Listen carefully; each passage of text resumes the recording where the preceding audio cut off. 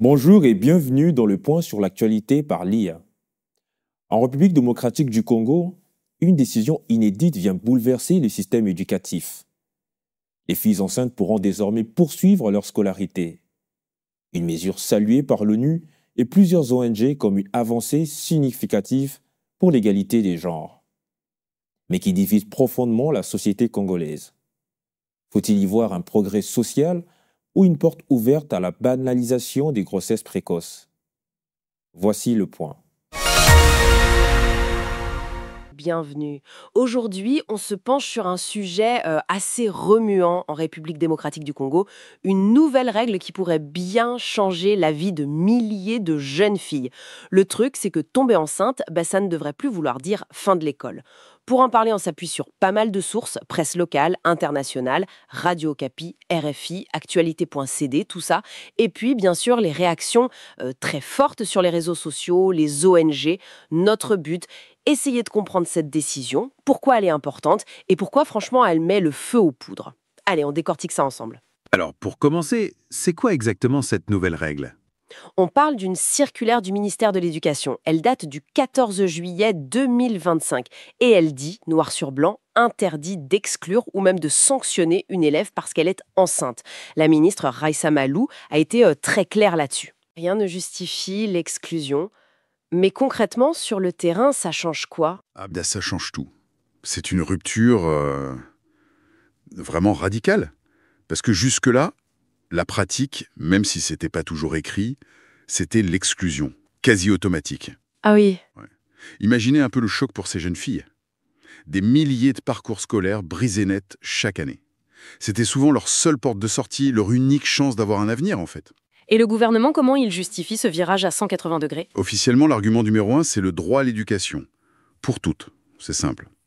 C'est vu comme une question d'inclusion, d'égalité des genres aussi, évidemment. Et puis, il y a la mise en conformité avec les engagements internationaux de la RDC. D'ailleurs, la CONEPT, la Coalition nationale de l'éducation pour tous, y parle de corriger une injustice sociale.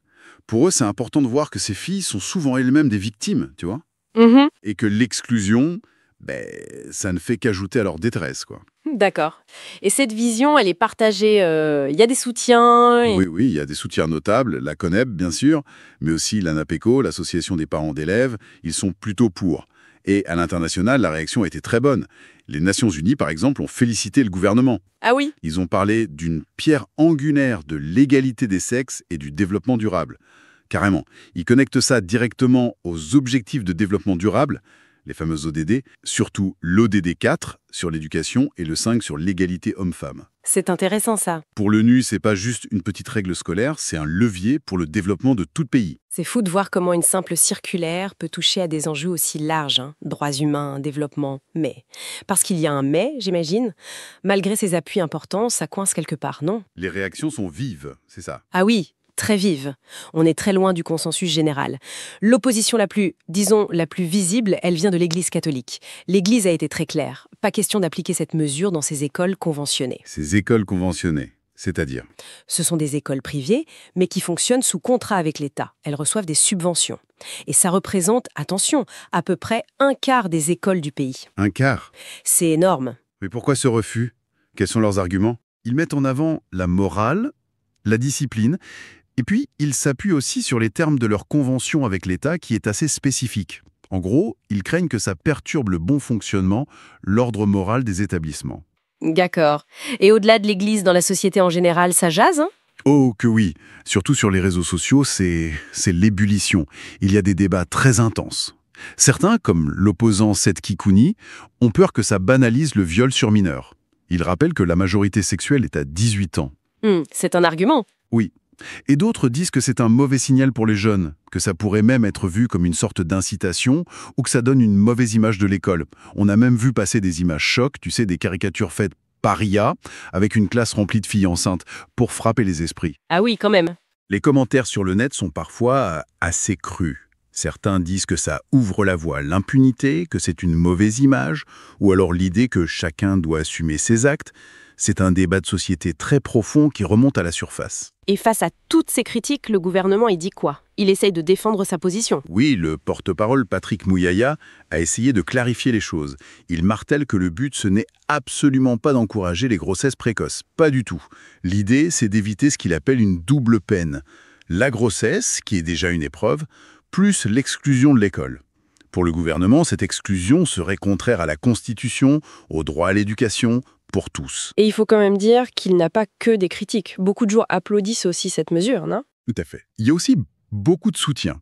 De nombreuses personnes rappellent que l'école, c'est souvent le seul espoir, le seul filet de sécurité pour ces filles. Et qu'il vaut mieux accompagner. Exactement. Accompagner plutôt que rejeter. L'argument principal des défenseurs, c'est que l'éducation reste le meilleur outil pour s'en sortir, pour l'émancipation. L'exclusion ne résout rien, elle enfonce. Donc, si on résume un peu, on assiste à un vrai changement de cap en RDC.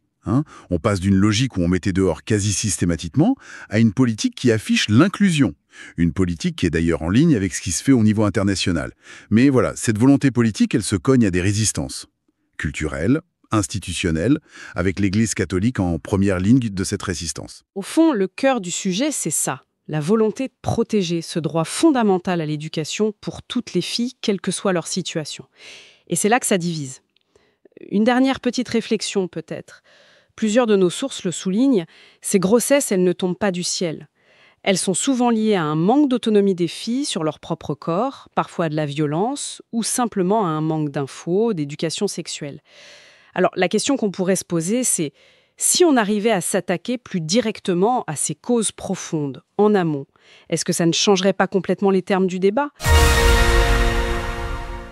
Cette décision du gouvernement congolais soulève un débat profond entre inclusion scolaire et préoccupation morale.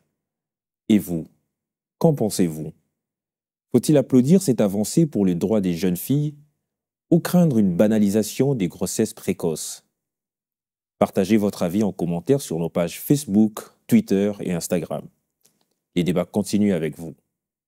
À très vite.